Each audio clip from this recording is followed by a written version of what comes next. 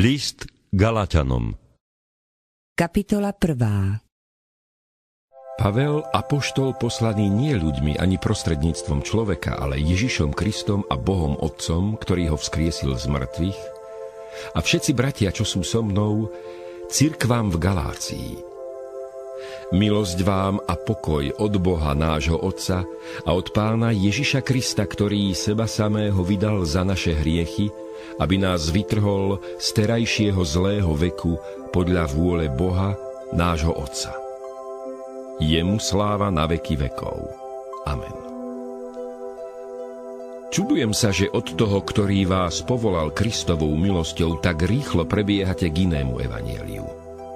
Iného evanjelia však niet, iba že niektorí robia medzi vami zmätok a chcú prekrútiť Kristovo evanjelium. Ale keby sme hlásali aj my, alebo čo aj anjel z neba iné evanjelium miesto toho, ktoré sme vám hlásali, nech je prekliatý. Ako sme už povedali, aj teraz opakujem. Ak vám niekto hlásal iné evanjelium miesto toho, ktoré ste prijali, nech je prekliatý. Veď či teraz prehováram ľudí, alebo Boha? Alebo sa snažím zapáčiť ľuďom? Keby som sa ešte chcel páčiť ľuďom, nebol by som Kristovým služobníkom. Bratia, pripomínam vám, že evanjelium, ktoré som vám hlásal, nie je podľa človeka. Lebo ja som ho ani neprevzal, ani som sa mu nenaučil od človeka, ale je prostredníctvom zjavenia Ježiša Krista. Veď ste počuli, ako som si kedysi počínal v židovstve, že som nadmieru prenasledoval a ničil Božiu cirkev. V židovstve som prevýšil mnohých vrstovníkov zo svojho rodu, keďže som viac horlil za podanie svojich otcov. Ale keď sa tomu, ktorý si ma vybral od lona matky a svojou milosťou povolal, zapáčilo zjaviť vo mne svojho syna, aby som hlásal evanjelium o ňom medzi pohanmi, už som sa neradil s telom a krvou. Ani som nešiel do Jeruzalema k apoštolom, čo boli nimi skôr ako ja, ale som odišiel do Arábie a opäť som sa vrátil do Damasku.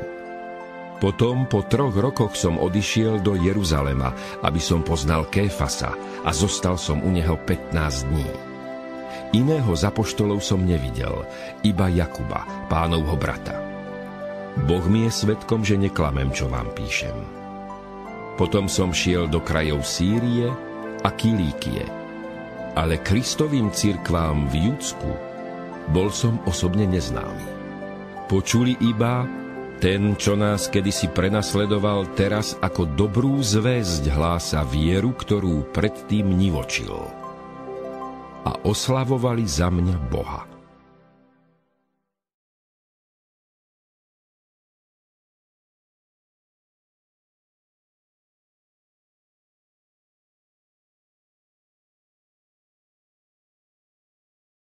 Kapitola 2. Neskôr po 14 rokoch som sa s Barnabášom opäť vydal do Jeruzalema a vzal som so sebou aj Týta. Šiel som ta pohnutý zjavením. Predložil som im a osobitne tým, ktorí sú zvlášť vážení evanjelium, ktoré zvestujem medzi pohanmi, či nebežím, alebo či som nebežal nadarmo. Ale ani môjho spoločníka Týta, hoci bol Grék, nenútili dať sa obrezať. A to práve pre falošných bratov, votrelcov, čo sa vlúdili špehovať našu slobodu, ktorú máme v Kristu Ježišovi, aby nás zotročili. Ani na chvíľu sme im neustúpili a nepodriadili sme sa, len aby pravda evanjelia zostala pre vás. Ale tí, ktorých pokladajú za niečo, akí boli kedysi, to ma nezaujíma. Boh nikomu nenadrža. Tí, ktorých pokladajú za niečo, mi nenaložili nič navyše. Ba naopak, keď videli, že mi je zverené evanjelium pre neobrezaných, tak ako Petrovi pre obrezaných, veď ten, ktorý dával Petrovi silu k apoštolskej práci medzi obrezanými, dával silu aj mne medzi pohanmi. A keď spoznali milosť, ktorú som dostal, Jakub, Kéfas a Ján, pokladaní za stĺpy, podali mne a Barnabášovi pravicu na dôkaz dohody, že my pôjdeme k pohanom a oni k obrezaným. Len aby sme pamätali na chudobných. To som sa aj usiloval robiť. Ale keď prišiel Kéfas do Antiochie, postavil som sa osobne proti nemu, lebo si zaslúžil pokarhanie. Kým totiž neprišli niektorí od Jakuba, jedával spolu s pohanmi. Ale keď prišli, odsťahoval sa a oddeloval, lebo sa bál stúpencov obriezky. A s ním sa pretvarovali aj ostatní Židia, takže aj Barnabáša zachvátilo ich pokrytectvo. Keď som teda videl, že nejdú priamo za pravdou evanjelia, povedal som Kéfasovi pred všetkými: ak ty, hoci si Žid, žiješ pohansky a nie židovsky, prečo nútiš pohanov žiť židovským spôsobom? My sme rodení Židia, nie pohanskí hriešnici. Vieme však, že človek nie je ospravedlnený zo skutkov podľa zákona, ale iba vierou v Krista Ježiša. Aj my sme uverili v Krista Ježiša, aby sme boli ospravedlnení z viery v Krista a nie zo skutkov podľa zákona. Lebo zo skutkov podľa zákona nebude nikto ospravedlnený. Ak my hľadáme ospravedlnenie v Kristovi a predsa sa zisťuje, že aj my sme hriešnikmi, či je Kristus služobníkom hriechu? Vôbec nie. Veď ak znova budujem, čo som zbúral, sám dokazujem, že som priestupník. Lebo ja som skrze zákon umrel zákonu, aby som žil Bohu. S Kristom som ukrižovaný. Už nežijem ja, ale žije vo mne Kristus. A to, čo teraz žijem v tele, žijem vo viere v Božieho Syna, ktorý si ma zamiloval a seba samého vydal za mňa. Nepohrdám Božou milosťou. Lebo ak je spravodlivosť skrze zákon, potom Kristus nadarmo umrel.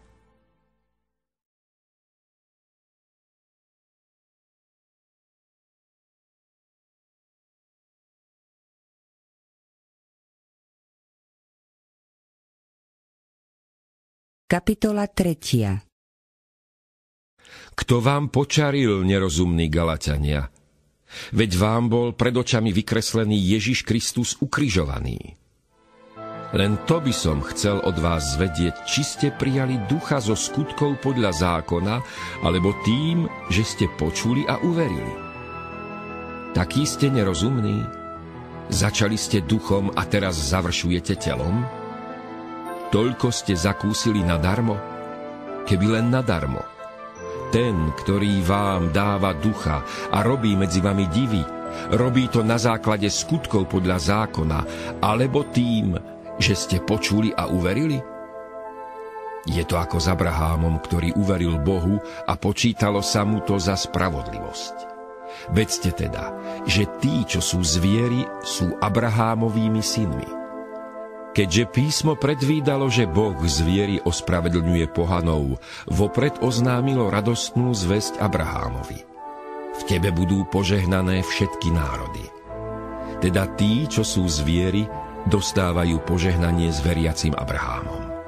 Ale všetci, čo sú zo skutkov podľa zákona, sú pod kliatbou, lebo je napísané: prekliatý je každý, kto nezotrváva vo všetkom, čo je napísané v knihe zákona a neplní to. Je zjavné, že u Boha nikto nie je ospravedlnený zo zákona, pretože spravodlivý bude žiť z viery. Zákon však nie je z viery, ale kto plní prikázania, bude z nich žiť. Kristus nás vykúpil z kliatby zákona tým, že sám sa stal kliatbou za nás. Lebo je napísané: prekliatý je každý, kto visí na dreve. Aby v Kristu Ježišovi prišlo Abrahámovo požehnanie na pohanov, aby sme skrze vieru dostali zasľúbenie ducha.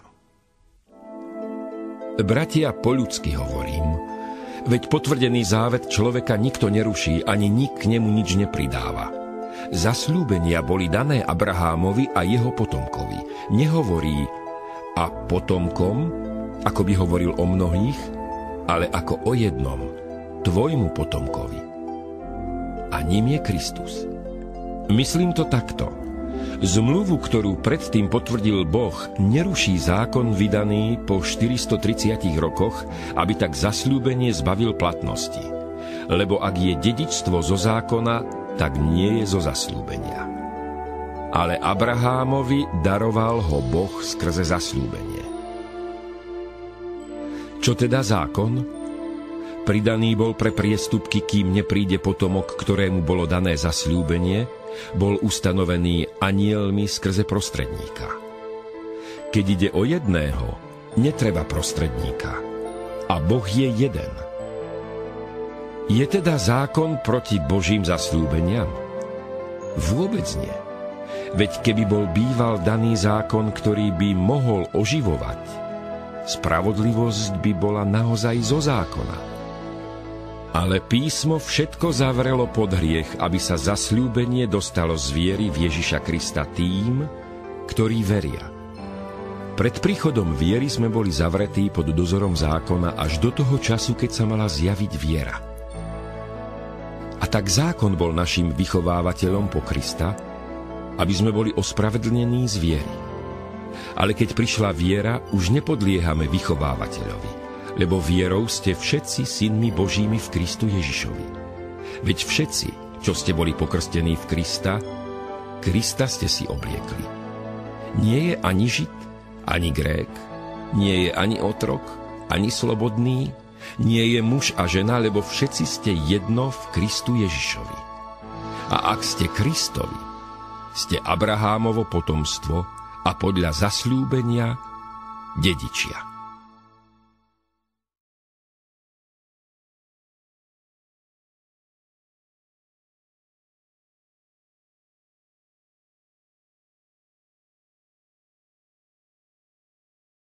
Kapitola 4.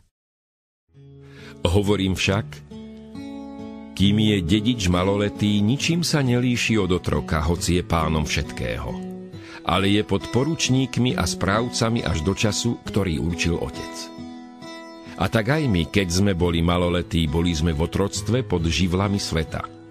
Ale keď prišla plnosť času, Boh poslal svojho syna narodeného zo ženy, narodeného pod zákonom, aby vykúpil tých, čo sú pod zákonom, aby sme dostali synovstvo. A keď ste synmi, poslal nám Boh do srdc ducha svojho syna volajúceho Abba, Otče. A tak už nie si otrok, ale syn. A ak syn, tak skrze Boha aj dedič. Ale vtedy, keď ste nepoznali Boha, slúžili ste tým, čo podľa svojej prirodzenosti nie sú bohmi. No teraz, keď ste poznali Boha, alebo skôr, keď Boh poznal vás, ako to, že sa vraciate k bezmocným a úbohým živlom a chcete im znova slúžiť? Zachovávate určité dni, mesiace, obdobia a roky. Bojím sa o vás, či som sa pre vás nadarmo nenamáhal. Bratia, prosím vás, buďte ako som ja, veď ja som ako vy.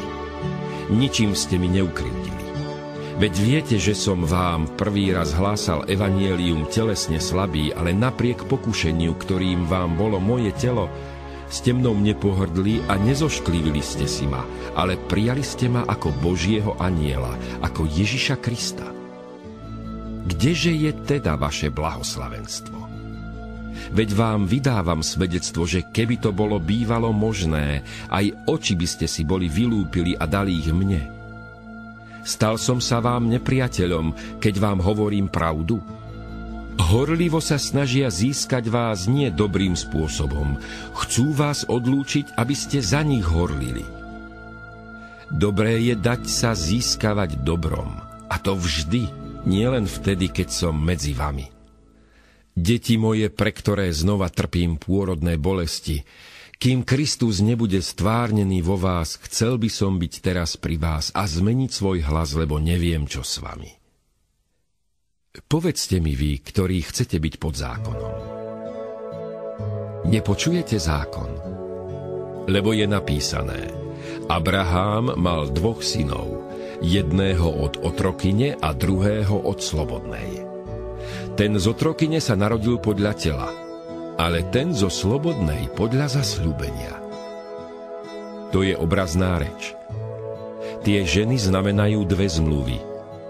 Tá prvá z vrchu Sínaj rodí k otroctvu a to je Agar. Agar znamená horu Sínaj v Arábii a zodpovedá terajšiemu Jeruzalému, lebo ten je so svojimi deťmi v otroctve. Ale Jeruzalém, ktorý je hore, to je tá slobodná, ktorá je našou matkou. Napísané je totiž: Plesaj, neplodná, ktorá nerodíš, jasaj a výskaj, ty, ktorá netrpíš pôrodné bolesti, lebo opustená má veľa detí, viac ako tá, čo má muža. Vy však, bratia, ste dietky zasľúbenia ako Izák. Ale ako vtedy ten, čo sa narodil podľa tela, prenasledoval narodeného podľa ducha, tak aj teraz. Čo však hovorí písmo? Vyžeň otrokyňu a jej syna, lebo syn otrokyne nebude dedičom so synom slobodnej. Preto, bratia, nie sme dietkami otrokyne, ale slobodnej.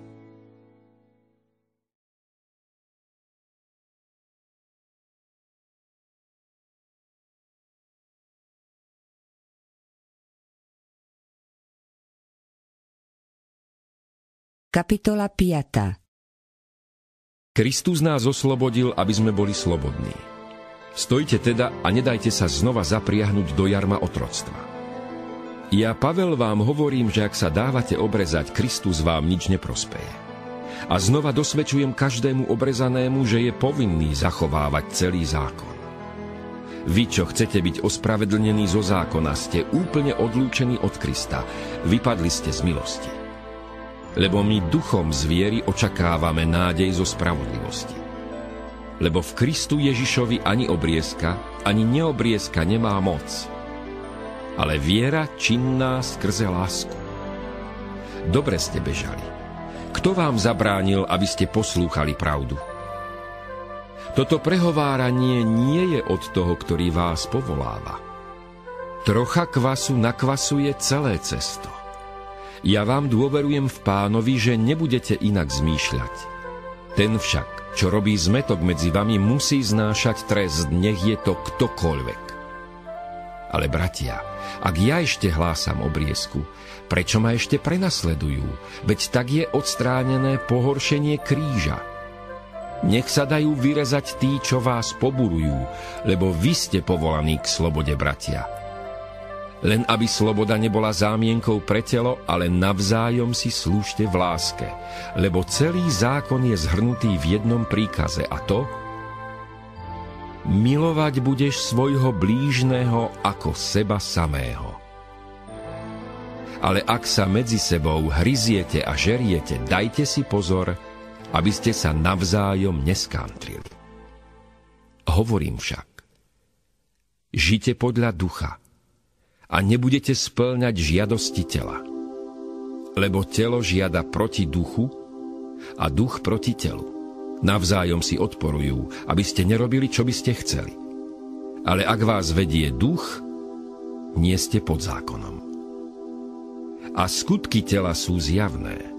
Smilstvo, nečistota, chlípnosť, modloslužba, čarodejníctvo, nepriateľstvá, svár, žiarlivosť, hnevy, zvady, rozbroje, roztržky, závisti, opilstvá, hýrenie a im podobné. O tomto vám vopred hovorím, ako som už skôr povedal, že tí, čo robia také veci, nebudú mať účasť na kráľovstve Božom. Ale ovocie ducha je láska, radosť, pokoj, zhovievavosť, láskavosť, dobrotivosť, vernosť, miernosť, sebaovládanie. Proti takýmto veciam nie je zákon.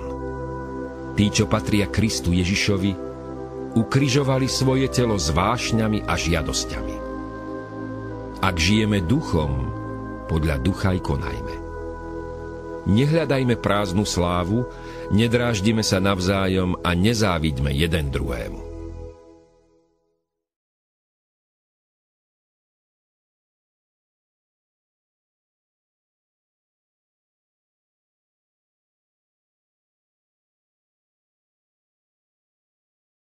Kapitola 6. Bratia, keby aj niekoho pristihli pri nejakom poklesku, vy, ktorí ste duchovní, napravte ho v duchu miernosti.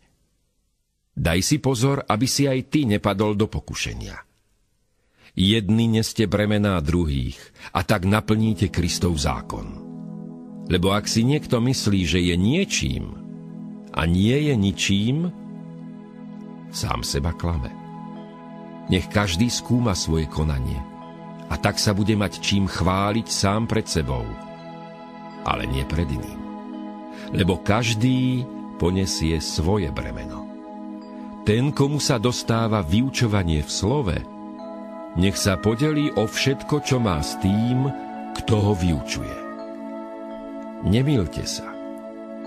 Boh sa nedá vysmievať, lebo čo človek rozsieva, to bude aj žať. Pretože kto rozsieva svojmu telu, z tela bude žať skazu. Ale kto rozsieva duchu, z ducha bude žať večný život. Neúnavne konajme dobro, lebo ak neochabneme, budeme žať, keď príde čas. A tak teda, kým máme čas, robme dobre všetkým, ale najmä členom rodiny veriacich. Pozrite, akými veľkými písmenami som vám napísal vlastnou rukou. Tí, čo sa chcú páčiť podľa tela, nútia vás dať sa obrezať, len aby ich neprenasledovali pre Kristov kríž. Veď ani sami obrezaní nezachovávajú zákon, ale chcú, aby ste sa dali obrezať a oni sa mohli vychvaľovať vaším telom. Ale ja v žiadnom prípade sa nechcem chváliť ničím. Iba krížom nášho Pána Ježiša Krista, prostredníctvom ktorého je svet pre mňa ukrižovaný a ja pre svet. Lebo nezáleží ani na obriezke, ani na neobriezke, ale na novom stvorení. A nad všetkými, čo budú konať podľa tohto pravidla, pokoj a milosrdenstvo aj nad Božím Izraelom. A odteraz nech ma už nik ničím neobťažuje, lebo ja nosím na svojom tele Ježišove znaky. Milosť nášho Pána Ježiša Krista s vaším duchom, bratia. Amen.